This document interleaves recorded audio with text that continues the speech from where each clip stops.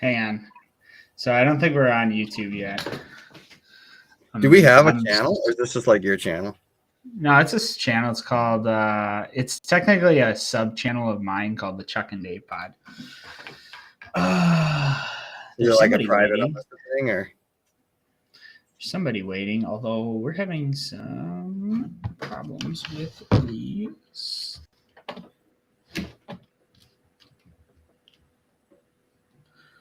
Oh, somebody just messaged. It's gonna be fire. Oh, that's you. Hang on. Come on.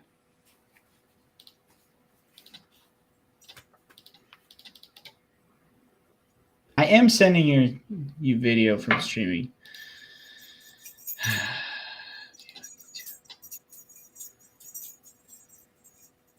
Oh, apparently we're live. Apparently it's just not showing up.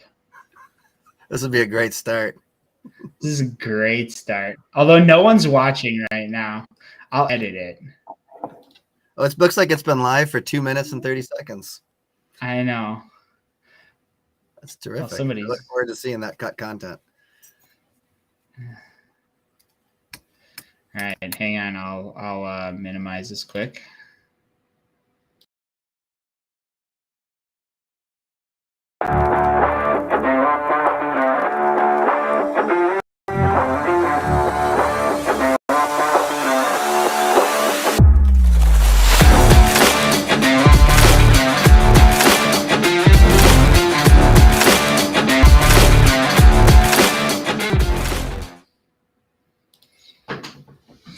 Welcome to the Chuck&DavePod, the podcast about the Make Fantasy Football Great Again podcast.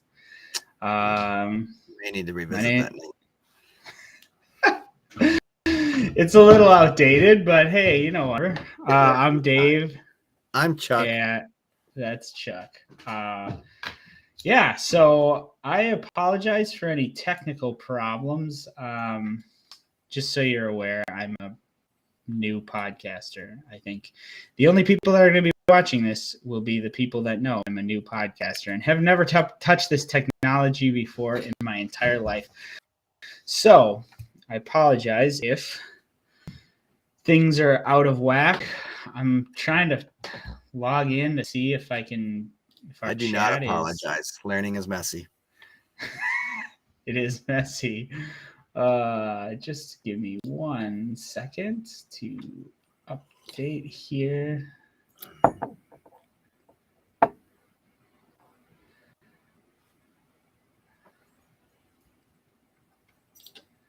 Seems like we might be live. I'm not 100% sure. I see 2 people on. Anyway. Says we're live. What? What's it? We're live? Wow, there's my producer in the background telling us we're live. The green light is on. Yeah. They've been watching some awesome content. I like that we had like the real fire intro and then just a bunch of like, I'll cut it. Don't cut it. It's genuine. I won't. Hey, there we go. The commission's in the house. He's got more than one liver. I don't know. Eat my livers. Wow. Well, you know, livers do grow back. They do, but they shouldn't grow separate. Anyway. Yeah. Well, let's get to it. Yeah. Who are we? We already said it. We are 2 of the 8 members of the Make Fantasy Football Great Again Fantasy Football League. And that league has been going on for what, Chuck? As Make Fantasy Football Great Again, this is the 5th year.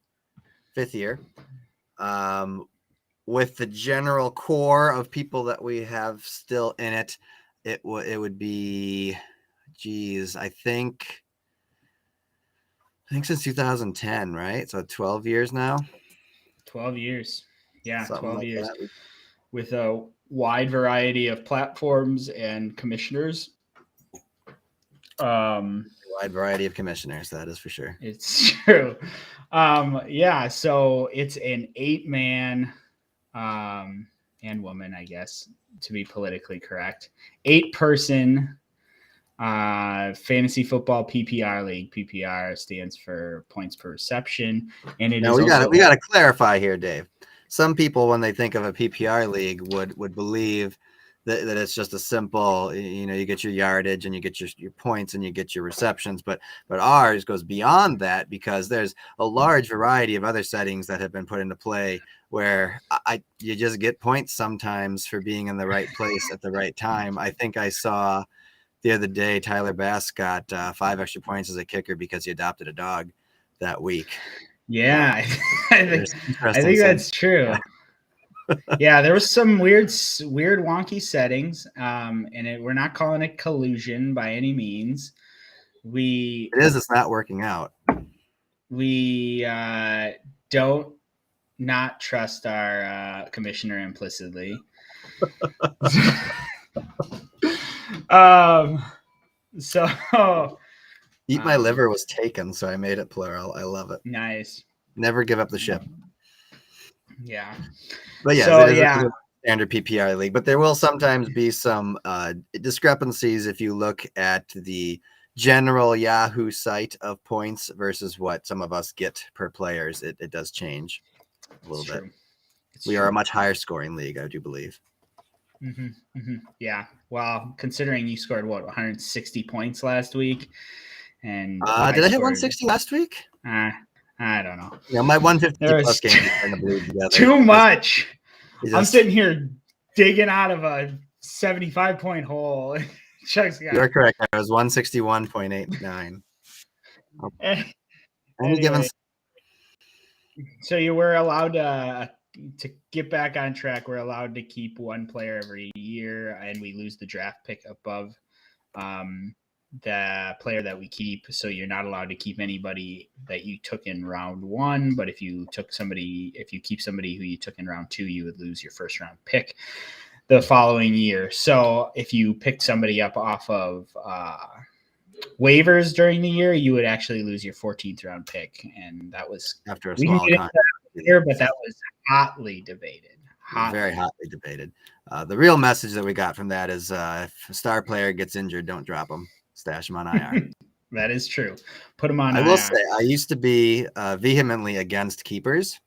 But this year, I think I enjoyed it a little better. It was more interesting because really, I don't know if anybody took somebody who eliminated their first round pick this year. I don't know if anybody took anyone that eliminated their 5th or above round pick. Yeah, it was like pretty most people far were in back. The 10s. Mostly people keeping someone that they got either off the waivers the previous year for a kind of a lower risk.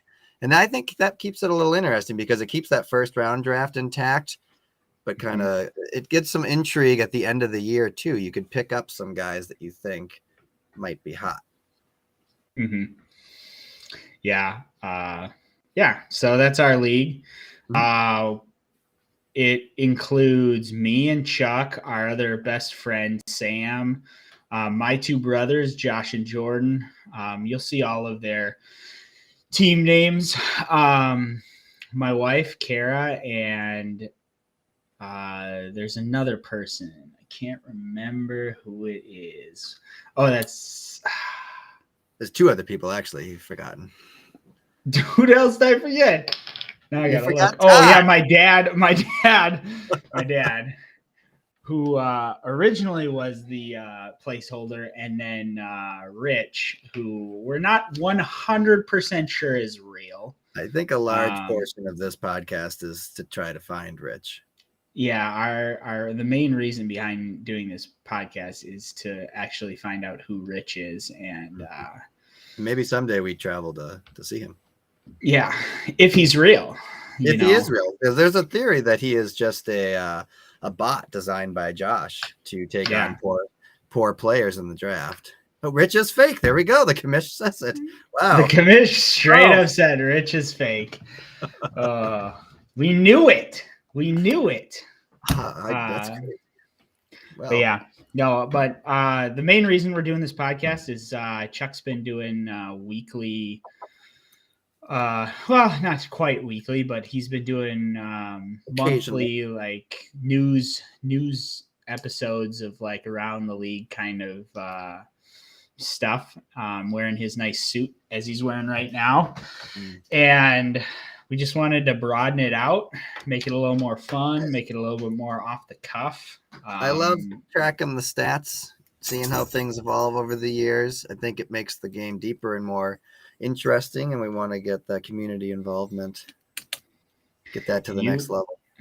And you will see a lot of stats in this podcast. So hopefully you like math. No, I'll do the math for him. Oh, okay, that's right. Well, hopefully you're just intrigued by stats. I guess we'll have to somehow get this over to. I'm intrigued enough for everybody else. Get this over to my dad, because my dad's a math teacher. Sure.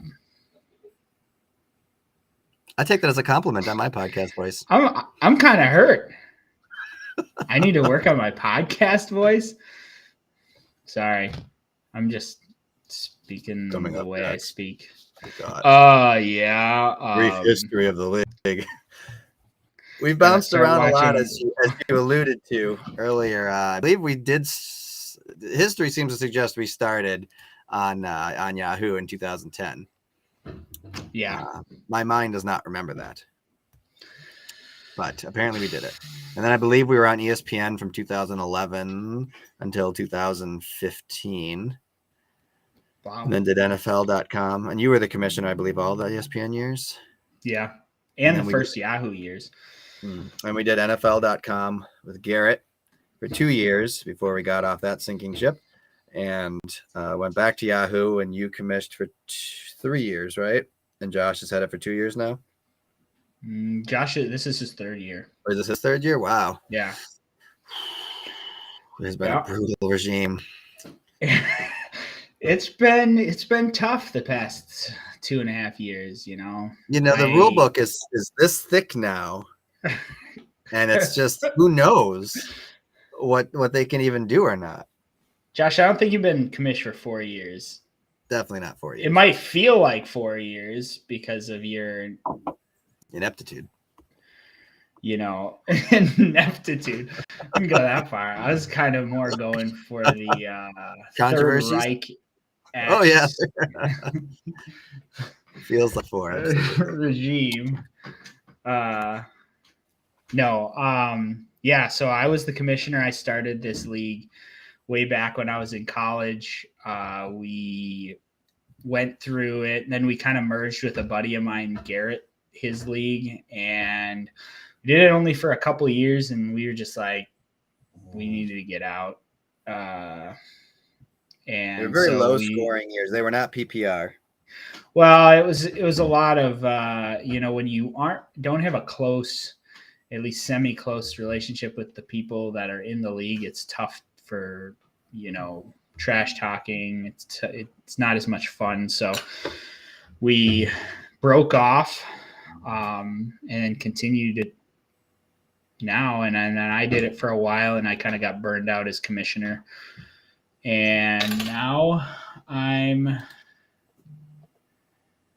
just another game. Now I'm just a peon, but regretting my decision peon. But my brother has control of the league now. No, I'm just teasing. He's fine. I'm sure we're going to get into throughout this podcast series. We'll get through all the controversy and stuff like that, but it's not been too bad. We're civil. Overall, I think our broadcasting rights are the highest they've ever been, and you really can't argue with that. Yeah. And that's pretty much the history of our league. I think we need to talk just a little bit. You are cloud. I think we do need to talk a little bit of context on the teams, because there's some teams that have a reputation that will kind of play in color what we think of those teams going this year. So I think Sam's team is well known for just being this powerhouse point scoring machine, despite the fact that he appears to put almost no effort into it.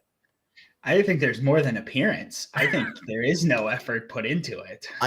Honestly, I think he's been trying to lose and just can't. He just can't. which more or less mirrors his life. He just I don't know if there's been a year yet where Sam has not auto drafted. No, he's always auto drafted. Now, earlier, when we get back into 2015 and 16, his scores did reflect the fact that he would not update on bye weeks or injured players and things like that. But since this new Yahoo era, up to this year, he has never failed to make the playoffs. He's won the championship twice. He holds most of the records. It's all off of Yahoo Magic. So you have him. I think for the most part, you could say that me and you and your brothers are basically just kind of middle of the pack guys. Maybe Kara too, just kind of filling in the 2nd through 6th block for the most part. And then Rich being the newest person in the league, has not had much success in his first 2 years. But I mean, you look at the Jaguars; they're an expansion team, and they're still working through it 25 years later. Yeah. So it Texans takes time. too. Yeah, it takes time to do that. And then Todd has well been known as the doormat of the league in his 4 years. 4 years, I think, that he's been with us on all these Yahoo years. Just awful manager decisions frequently, drafting terribly. That's kind of been the Todd story. Drafting terribly, yet somehow still auto drafting. And but he drafting terribly. somehow auto drafting a lot of Packers.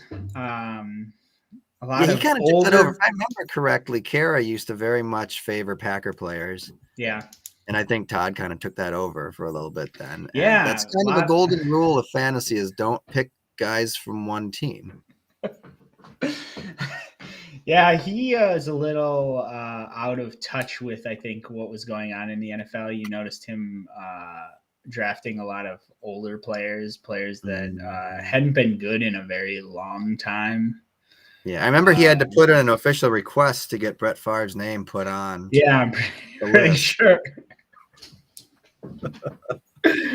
Yeah, sure. But of course, things are very different this year than the way the league has been. It's been a very topsy-turvy year so far, and I think that kind of can lead us into a review. Topsy-turvy, I'm still stuck at the bottom where I was last year. Topsy-turvy from the typical norms. Now, last year you didn't do well, but previously you've done quite well. I actually have right here, since 2016, you have finished 2nd, 1st, 6th, 3rd, and 8th. You won twice in a row? You won in 17, the last year in the NFL, and you won in 18, the first year in Yahoo. Yeah, I did win in last league in the NFL. And you had a second before that. So you've had a pretty good run. Yeah. Overall. Yeah. Nobody would say that you're a perennial bottom dweller. No. Right now. You might be going that way. It's not my fault, guys. It's not. It's your fault. I literally have the most underperforming team in the league right now. You know what? I get that. Look, here's my results. I've got 6th, 2nd, 6th, 2nd, 8th, 4th. So I'm pretty sure early on though you were like I dominated pretty well in ESPN. I think I won the championship twice in a row. But of course, ESPN wiped all of our histories. So gone are those days. Shut up, Josh. Yeah, tanking worked well for me. It's going to eventually. I'll auto draft next year for real. I will. Don't tempt me. Don't even threaten that. That hasn't worked out for Sam this year. It somehow works out for my dad and Sam most of the time. So right now we have finished the first 7 weeks. We obviously just started week 8 on Thursday with the what was it, Tampa Bay against somebody. I don't remember who they played. They lost because Tampa versus the Ravens. Because this year all of the old champions are losing. Draft order is it's an advantage if you do well, I think, in the first 3 rounds or so. After that, it kind of goes away. It's more of an advantage now without the snake, I think. Yeah, it's better. I think the snake made it hard because first person would go first and they wouldn't go again till 16. And that's not really an advantage because there's your first 15 players, you don't really have much left. Yeah. So anyway, we have 8 players in the league. We've played 7 weeks, so we've each played each other once. We're starting over again this week. And so I think it's a good opportunity to step back, look at how everyone did in that first half, and we can kind of get an idea for where they're going the second half, and kind of with that wild card last game of the regular season being the third time they faced that opponent. But everyone else will be just twice. So I kind of thought we'd go backwards through the standings. So we would start with probably the best named Fists of McFlurries. Fist of McFlurries. Fist of McFlurry. Best name? You giving me the best name? Part of me loves it when people change names, and yet I never do it. So, Here, but I think the league needs a mixture. You need a team like the Rams who constantly change their logos, and you need teams like the Browns that never change a thing, including losing. Ooh. So we've got. There you go. We can look at kind of your. I guess say Dave is the owner of the Fist of McFlurries. Yeah. McFlurries. And if we look here, you only have 1 win, so that's not. You're not feeling good about that. I think that's it sucks. Right? It sucks. I've been there. Game losing streak. I've been where you are, where you're just every week trying to rip the bottom of the barrel of the waiver wire and just see if. Although, okay, if you look at these stats, you have to agree with me here, Chuck. Look at these stats. Points again. Now, granted, my points for are abysmal. Like, I have stunk it up. But look at the points against. I have I absolutely agree. You are 132 points. You are 132 points above the next points against. And that is insane. Like, honestly, we could admit it wouldn't matter. We could spot you those 132 and you're still probably 1-6. But it's just adding insult to injury. And I have to say, Dave, this is maybe for the future, but I've looked a little bit. And it seems like the people scoring the worst tend to have the most points against. And those should not be related. They should be random. It should be. But it seems like a lot of the time, the person who scores the least also happens to always go against the people scoring the best. That's weird. And that's just soul crushing. I will agree. I have been there. Rough. I have been there. Now, Josh been there because he always goes against the least amount of points every year. He does. He is this year too. Yeah. He is currently this year. He set a record last year for the least points scored against. That's insane. Josh, worth noting that he's also the commissioner. Lucky. Yeah, it is. It's just we're not saying anything. I'm not saying that's why we get points per yard kicked now. I'm just saying something's going on there. So we look at you though. We look a little closer, Dave. I don't think you're at risk of being the worst team. When you look at the stats from the 2018 New London Bulldogs, you're not approaching that yet. You're still above the average there by like 7 points a game. You'd have to really get worse in order to start getting that territory. But your 1 win that you even have, you only got by 4 points. And all of your losses have been decisive losses, aside from the one against the Bulldogs by 13 points. Yeah. So even if we try to take kind of coin flip luck into your schedule going forward, I feel like I only see you maybe winning 2 unless something changes. You think I'm only going to win 2 more games? I'm just saying if you look statistically without any change going forward, this is the same guy. To go into the final game with 3 wins.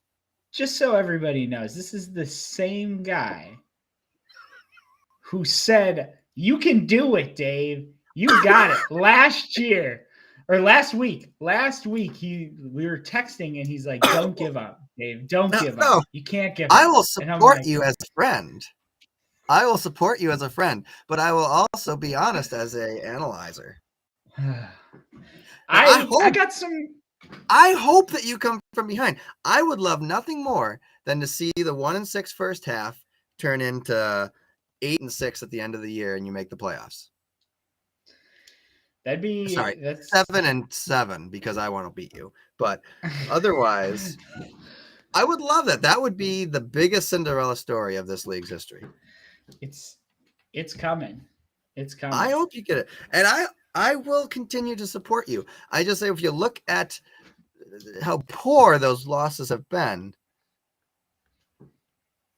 Now, they haven't been as bad as some. Sam, I think, actually might be falling to worse category than you right now. He just scored a 63 last week, which is not good. He had a rough week. So it's possible that you can eclipse him. And again, you don't really know what people are going to do. The first 7 games include 5 that don't have any buys, whereas the next 7 are almost all buy affected.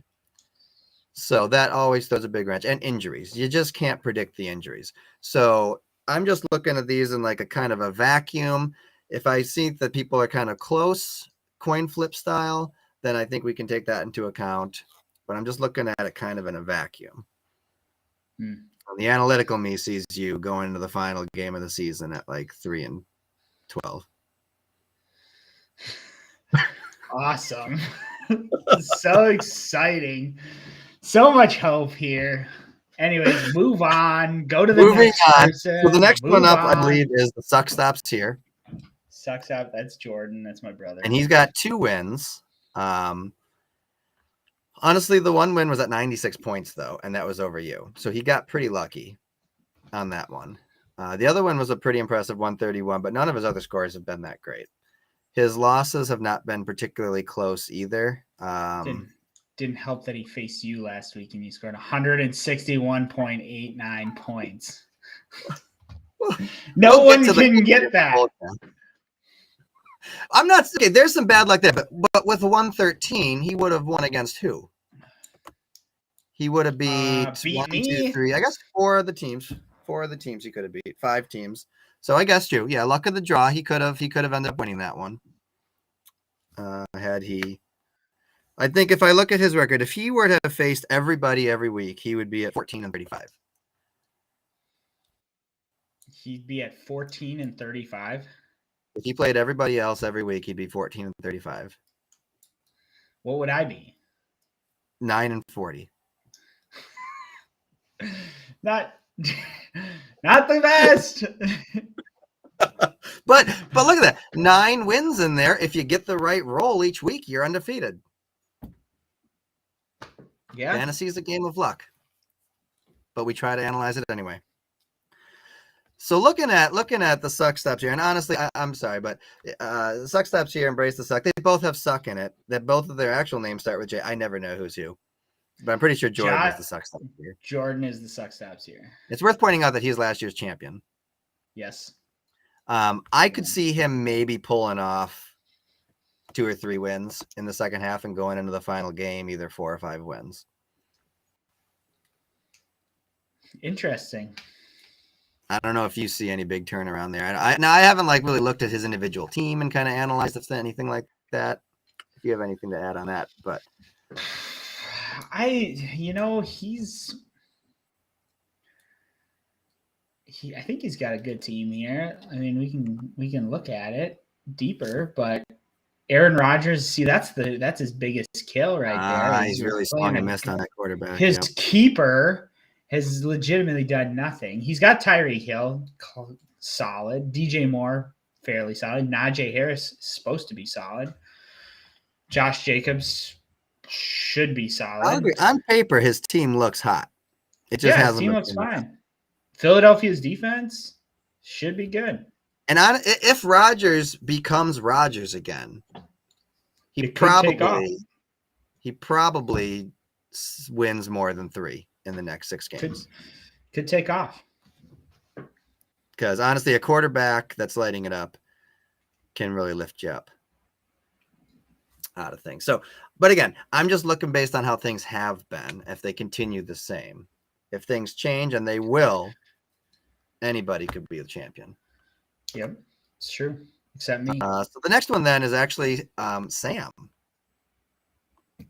3rd from the bottom, the North Shore Nincompoops. He's only scored over 103 times so far. He has 2 wins. Now, one of them was a a throwback for Sam. 158 points, second week of the year. Surely we all thought Sam is being Sam. He's going to have another year like this. And then it has just not been roses for him since. He eked out a win with a 90. That was lucky. And then now he did happen to face Kara on her 166, but he did only score a 101. So I don't think he was going to be breaking anybody's hearts otherwise. What, he scored a 93 2 weeks ago and a 63 last week. I mean, to be fair, he goes through different time zones a lot. I don't know if that affects his judgment. It could. Jet lagging is real. I know he's rolling with Tua now because his quarterback. He really likes. I don't know why he hasn't put Josh Detroit. Allen back in. He needs to put Josh Allen in against the Packers. Yeah, I don't know why he's got Tua in. By the way, I had Tua to start the league. Sam, if you're watching and want to trade for Tua, let me know. I need a QB.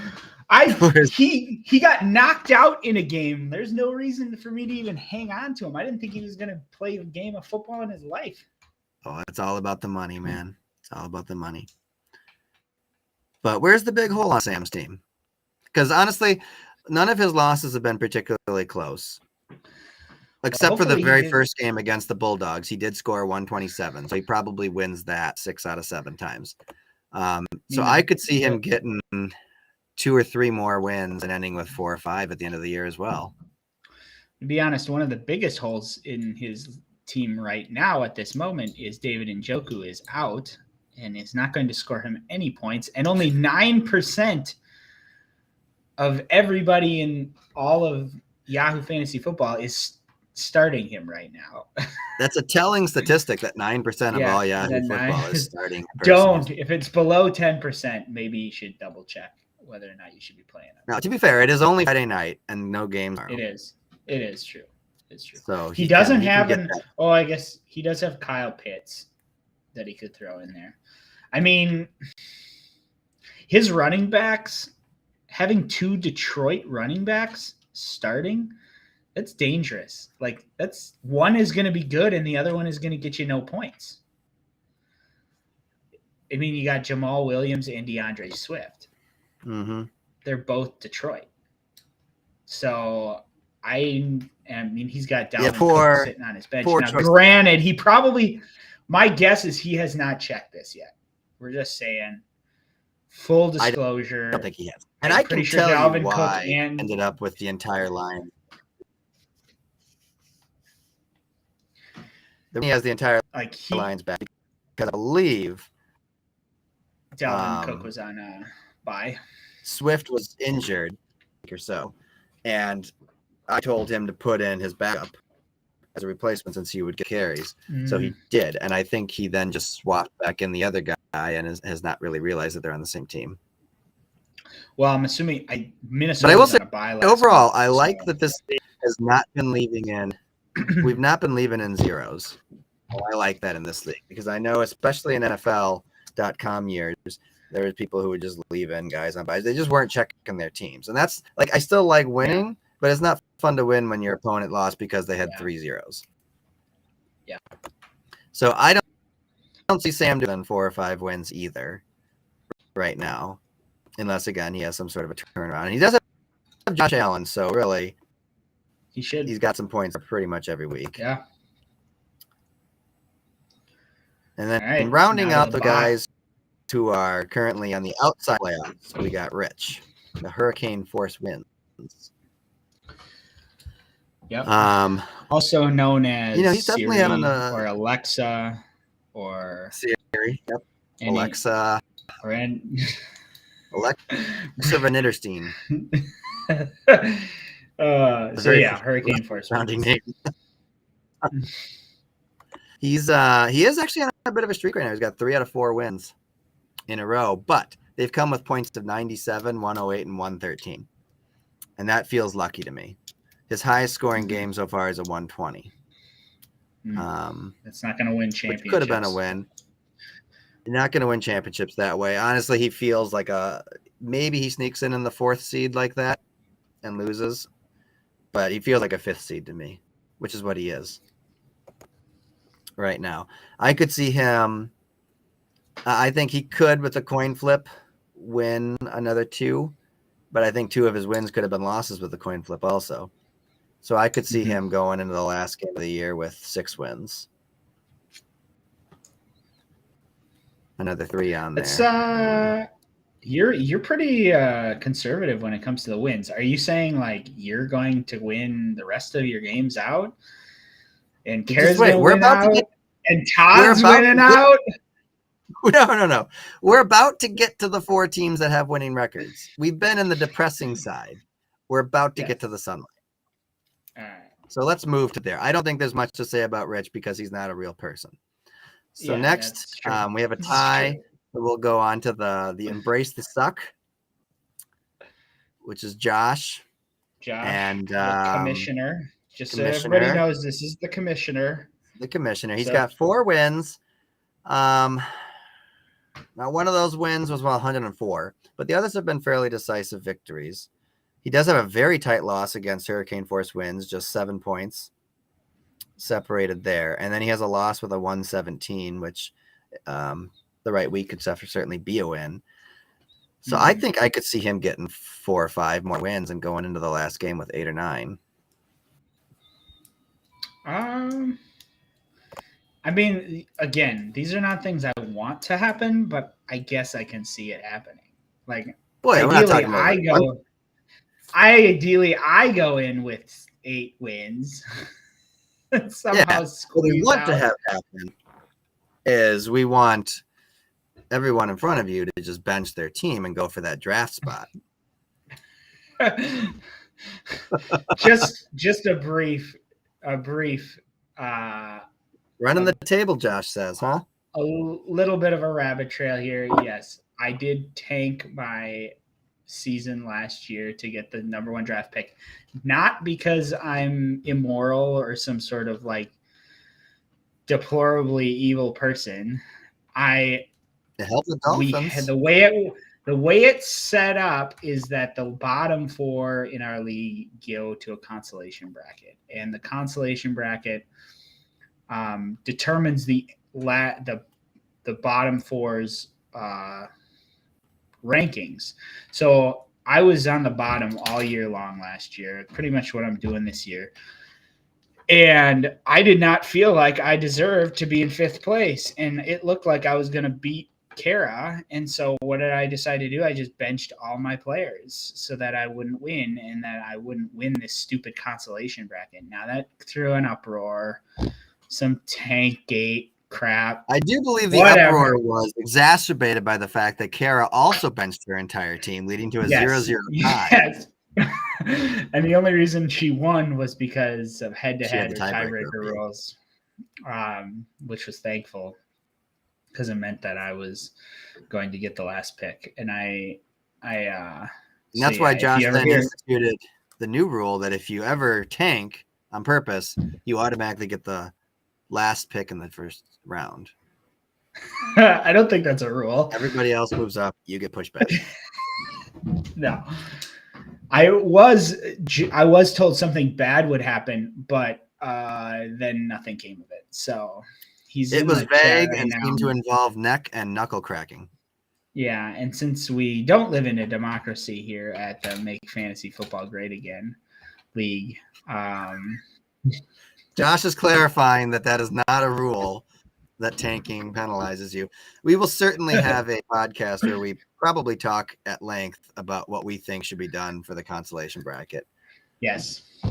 At a probably, date. Hopefully before the consolation bracket. We have had many a conversation about our ideas on this, but I think I see Josh making the playoffs here. Probably. You're saying what you're saying statistically is nothing's changing. This is going to stay exactly the same for the rest of the year. Lock it in. No, I mean, statistically, that's what I have to go on, is how people are doing. If there's more close losses, then yeah, you can do it. It's not going to be this way. I can guarantee it. And we could do some hot takes. You could, Josh maybe has a second half like your first half was, and you rattle off 5 or 6 wins and end up with 7. and he ends up with 7 also, or 6 or 5. That certainly Especially if could you happen, trade- but it's especially not very if you trade, interesting if I'm just going to sit here and say, oh, you could win 1, 2, 3, 4, 5 more. It doesn't matter. Especially if you trade me Joe Burrow for a kicker. I do have 2 kickers. I do not need 2. Not you. I'll. Oh, I have a wealth of kickers. You want Tyler Bass?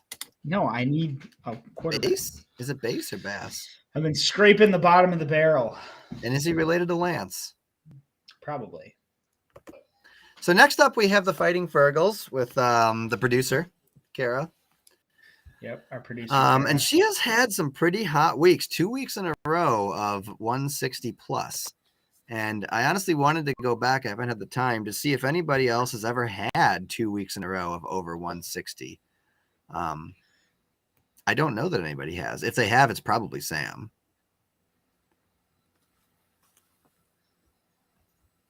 But she did it in weeks 4 and 5, unfortunately taking me out and then decimating Sam as well. Her losses, one of them was at 117 points. One was at 97 and one was at 104. So she's been a little lower lately, 104 and 104, 2 weeks in a row, basically. Is she just going to get 4 wins? She's got the opportunity to just rattle off a huge score. She's got Patrick Mahomes. I mean, she can destroy your dreams any week, but she also could kind of just hang around in the middle any week. I mean, so if you look at the thing is though, like the potential for her team, you have Devontae Adams, you have Patrick Mahomes, Justin Jefferson. Those guys, just those 3 people it's a powerhouse. It's an unstoppable powerhouse. I think she's got the best wide receiver room in the league. Yeah. I mean, and she's well off. One of the best quarterbacks. Receiving and throwing core in there. Hey, babe, you want to trade me Tom Brady? I'll take it. But he played like garbage last week, and he still got 19 points. That's because he's Tom Brady. My guy has like this what the talking heads call like an amazing game. They're talking about how this is their breakout game, and he's scoring 12. For some guys, 12 is pretty good, Dave, okay? If I went into an NFL game and scored you 12 fantasy points, I think everyone would be throwing me a parade. Yeah, that's true. But I think Kara, it's somewhat, her team has been inconsistent, just like yours. But I think she's got a higher ceiling. And so I think she's definitely got the third, but possibly the second best team, especially when we consider Todd's Jamar Chase injury. That's going to hurt. So I could see her pulling off just 4 wins. I could see her pulling off sweeping the table, again to finish it. I could see her going anywhere from 8 to like 10 going into the final game if she keeps up this pace. Mm-hmm. But it's going to depend. She's going to have to hit it at the right times. If she puts her 167 in a game against Sam, it's not going to mean as much as if she puts it against Todd. It's true. So some of that's just going to come down to what happens on that week. And I think Adams has had his bye, and Jefferson's had his bye too. Yep. And now she's getting her bye with Patrick Mahomes this week. So she'll be done with the toughest part of her schedule, really, after this week. Oh, so you're gonna let me win? Sorry, I'm getting word from my producer that she forgot to put in Tom Brady in place of Patrick Mahomes. So since Tom Brady has already played, she would have to drop somebody else. Oh. Like her second. It is also worth noting. It is worth noting that she currently has a quarterback with a 0 and is projected to only lose to you by 4 points. Okay, that is not fair. And if That's how it felt playing Sam like every game last year. And if history is any indicator, I'm not going to score 107 points. I am going to score more like 87 points. And it's possible that Kara will find her way in the championship game and tune you out this time when it comes to lineup. Yeah, we'll bring that if she ever comes on air. We'll talk about we'll definitely talk about that. What happened her first year. She's had some hot streaks there, but you can definitely tell that her, as you mentioned, her big three players have been on bye and her scores have suffered, but they're going to be back. So I think she's going to be tough out going forward. So that brings us to the second place guy, which against all odds is Todd. We should have taken bets at the beginning of this year. If somebody put the bets on Todd being here, nobody would have. It's like 10,000 to 1. His team has just been very consistent. He's never scored lower than a 106 yet this year. He's got a 162 in there. Now, Todd has always kind of had a reputation for scoring around 90 points and then throwing a 150 out of nowhere and just destroying someone's hopes. But now he's doing it every week. Like I said, I think that he got Sam's team. Yeah. Money league next year. There is a theory that because they both auto-drafted somehow, some way, my dad got the team that Sam was supposed to get. Mm-hmm. And Sam got the team that requires almost no maintenance. Sometimes. So, yeah, he's only lost. And this was a big one. I think this is going to be a big game in the whole season, week 3. The Newland Bulldogs faced the Pony Polecats. And if we remember, it went down to Monday night. I think going into Monday night, it was like tied, basically. Yeah. And even after that game, it was only decided by 6 points. Yeah. He did beat me, 1 loss. But it was nail biter down to the wire there. And I think it was really shows off what the top 2 teams have been doing this year. Going after each other. That's really what you want to see in a championship game, honestly, is something like we had there. Yeah. So that's his only no, that was his loss. He lost to me. Sorry, he lost.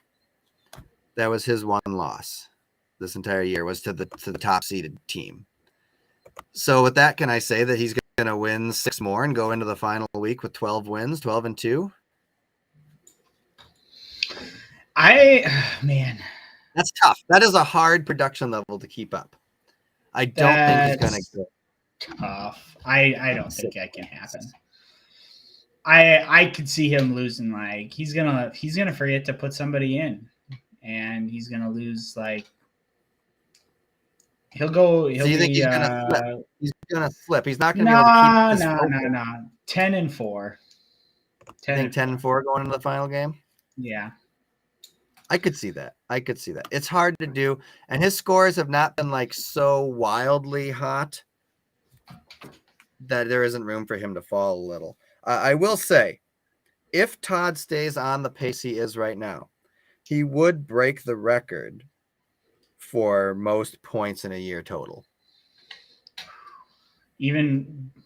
What about you? We aren't on me yet.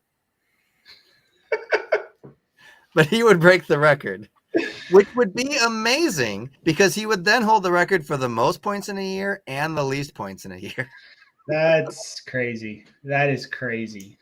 To be fair, though, the record for most points in a league is very new because last year was the first one with 17 total games.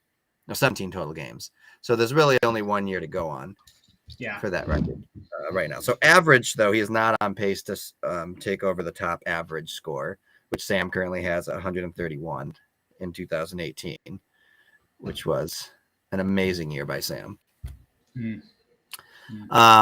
So yeah, I think that Todd could probably he could end up just winning 2 more games and probably make the playoffs still. Yes. 8 wins will usually get you 4th seed. Can you trade wins for players? I'll trade my entire team if you can just give me a couple of your wins. You talk to that feeble old man and you convince him to trade you. So that takes us to the class of the field right now, the Pony Polecats, which, by the way, are sporting a new logo. They went to a new design firm, decided to go with kind of a throwback looking. I'm curious. Wait, what is that? Is that some sort of high school mascot, or did you actually design that? That is not my hand. No.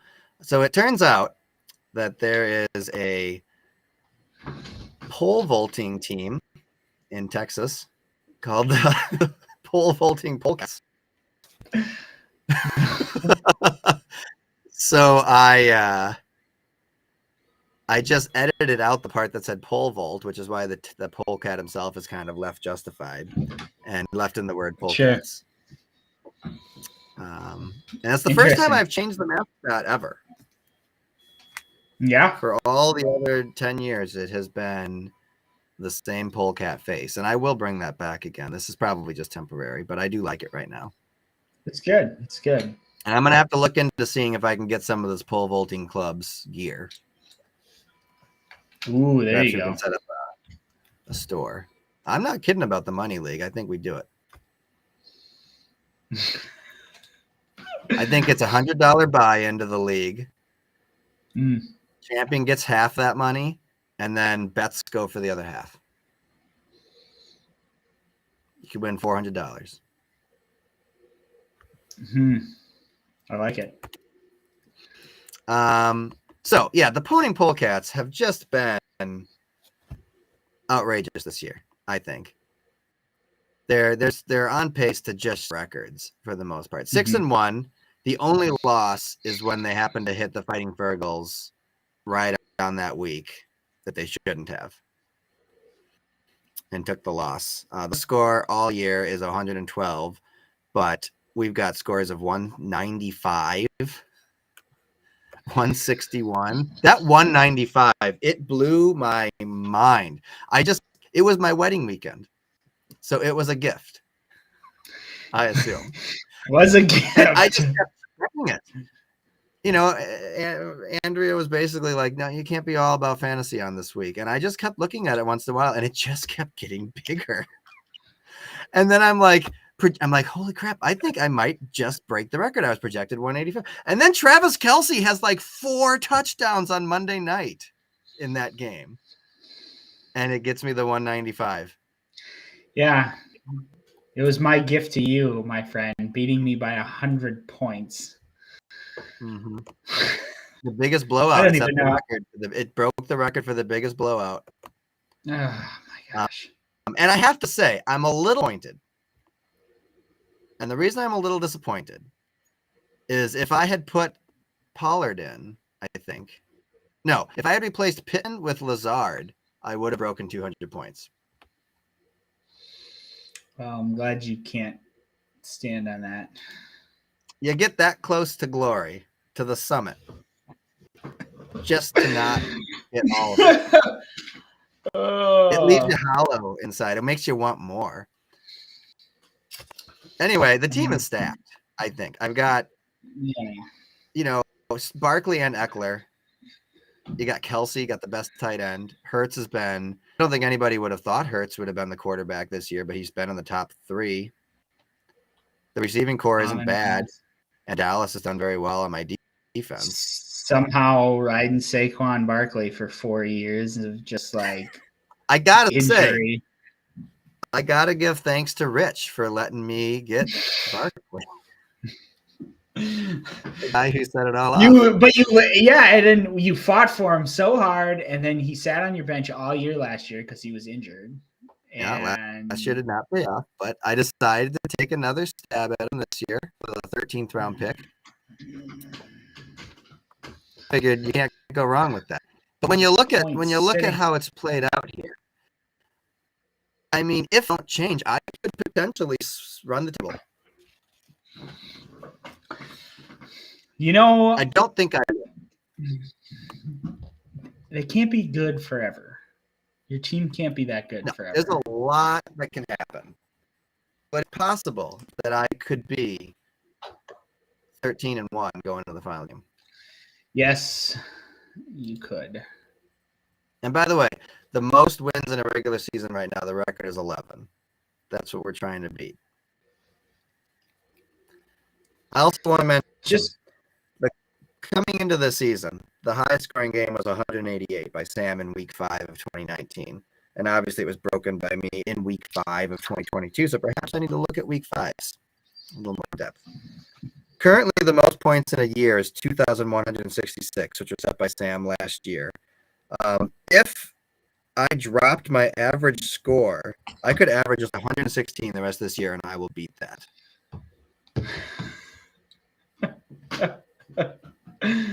And currently, the top average per game is 131 by Sam in 2018, and I'm on pace for 143.76, which would, I mean, it's going to require massively high scoring to maintain that average. It's not going to be. But I don't know. I'd say maybe I lose 2, and I go in with 11-3 to the final week. I think you're being generous. Under generous is, but conservative. You have a very good team. If I just noticed this when I clicked off, but my fantasy shop player of the week, which allows me to buy gear for my top ranked player. My top ranked player is Daniel Jones. And I just got him. He hasn't even played for me yet. I picked him up this week. That's not great. Well, I got to say, Dave, and this kind of leads us into our next point. Looking at this week specifically, I think this year, probably more than any other, it seems, you got the haves and you got the have-nots in this league. Yeah. The draft really did. You've got the Pony Polecats and the Bulldogs are the class of the field. And then the Fighting Fergals can turn it on any week. And then I maybe give a little bit of it to the Suck. Which one of the Suck teams is it? Suck stuff. Embrace the Suck. Embrace the Suck. And then the other 4 are just kind of scrambling for whatever they can get. It feels like. Which is not fun. I have been there many times. Finished 8th last 2 years ago. And it is not a good feeling when that goes away. But this week's matchups are pretty much all that. You got the Pony Polecats against Hurricane Force Winds. That's first seed against 5th. You got Embrace the Suck against Suck Stops here. That's 4th against 7th. Yep. Bulldogs against Nincompoops. That's 2nd against 6th. And then Fighting Fergals against Fist of McFlurry, which is 3rd against 8th. There's nobody who's closer than 2 games away from the person that they're playing. Yeah. So, as you said earlier, rife for an upset. Do you see an upset this week somewhere, Dave? Right now, based on projected points, Jordan could upset Josh. If Kara doesn't decide to put in a quarterback, I might upset her. But my guy already underperformed. Mark Andrews went out and underperformed. Supposed to get me 15 points, got me 4. I'd almost like to take a look at the McFlurries and compare how many points you've been off from projections each week. It's been bad.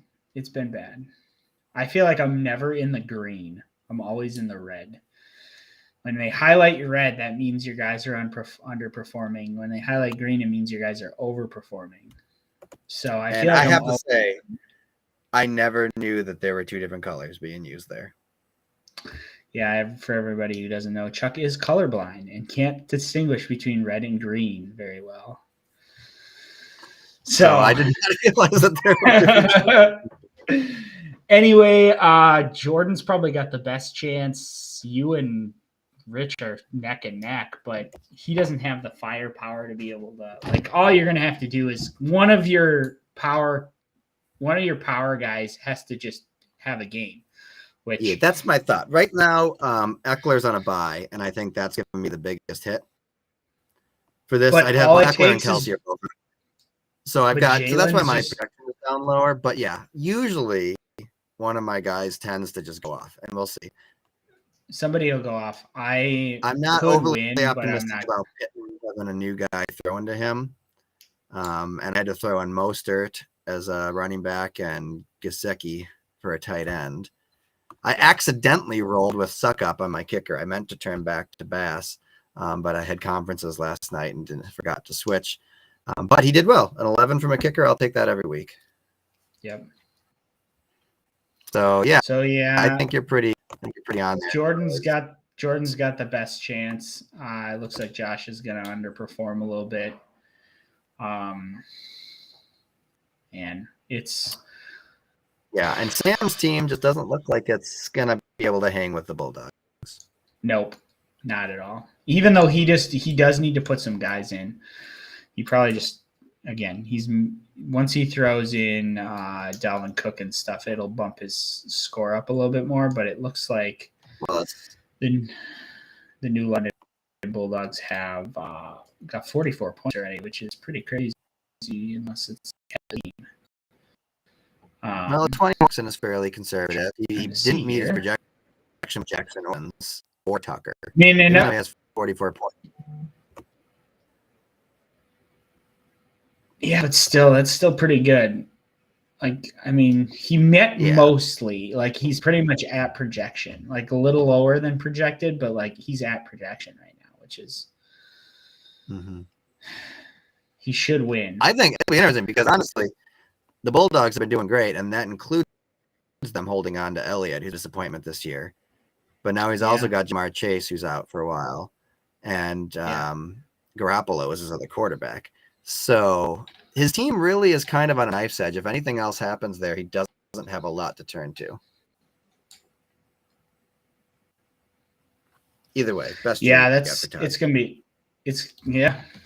Keep it rolling, Dad. Keep it rolling. Well, I think. What do you think? I'm not sure we need to dive into the waivers here. Yeah, we're past an hour, which I think our goal was a half hour. So we went a little long, which is okay. It's the first one. We got to explain the league. I have a lot to cover. Hopefully, our next couple are around that 10 a little bit mark. Shorter, getting that 15, 20-minute mark. So you guys want the audience leaving thinking I wanted more. Yeah, exactly. Right now they're probably thinking just shut up. So we'll probably in the future take a look at the waiver wire. I know we got some things on tap, bringing in guests. So maybe like you might get to hear from the commissioner someday. You might get to hear from voice his thoughts. The past. You might get to hear from the past champion. Who knows? Maybe we'll bring in Todd.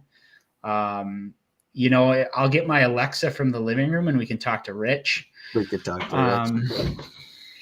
And I hope he sounds like I get a phone call every night telling me that my son is hey, Jordan joined us finally. Program. So he's one of those people. And it always says, "Hello, this is the basketball nutritional program." I imagine that's what Rich sounds like. Probably. Hello, this is Hurricane Force Winds. We calling you. I took a break from robocalling about Ron DeSantis. That's true. We might have to wait until the election's over to get a hold of him. Yeah. But yes, we'd love to have some guests. Oh, hey, Jordy. So we'll have guests. I think our goal is to probably crank one out once a week.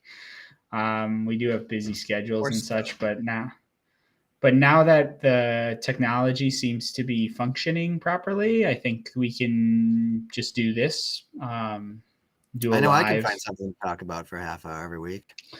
Yeah. So thanks for joining, Jordan. Too bad you came in late, but it will be on YouTube when we end, so you can watch the whole thing if you want. Otherwise, yeah. So just tap that like button.